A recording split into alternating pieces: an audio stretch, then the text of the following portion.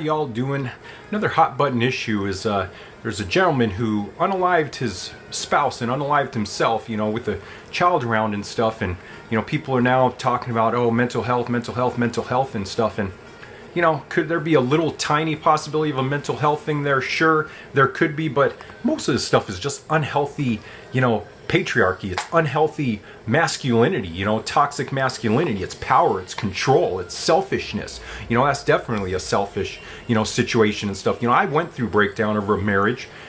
I went through being a single father, broke, taking care of a child and stuff. And, the way we broke up wasn't under the best terms and stuff like that. Now, of course, me and my ex-wife, we have a great relationship. We talk about a lot of deep things, a lot of personal things to our lives. And I'm glad that we can share those things with each other and trust each other that stuff is safe, with each other and stuff. I'm glad I have that kind of a relationship and stuff. But that's the whole thing. That is how going through a breakup, going through a split up, not even the best experience through it, on either side and stuff, but yet we didn't choose to hate each other. We didn't choose that path.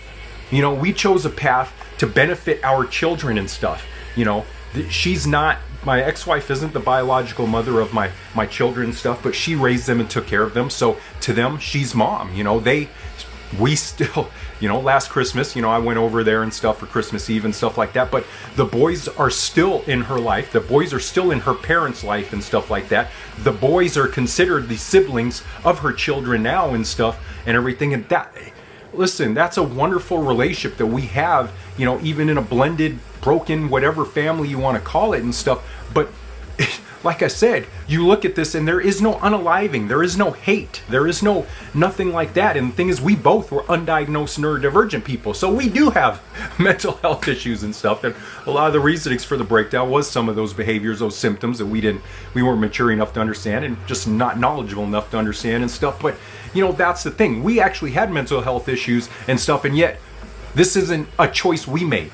So to just blindly blame it on mental health, that's not something I go for. Like I said, I feel it's power, control, selfishness, self-centeredness, narcissism, stuff like that. And those are things, qualities we need to deal with, because it seems that we keep propping up people that are just like that, and then we wonder why this stuff happens.